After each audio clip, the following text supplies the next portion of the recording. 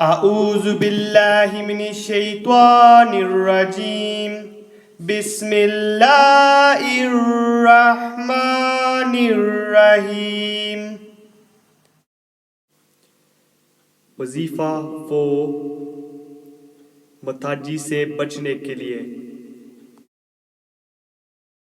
Make intentions for this wazifa, then recite this dua. The powerful Aiyat E Kareema. La ilaha illa anta subhanaka inni kuntu minaz zalimin. This ayat must be recited 125,000 times.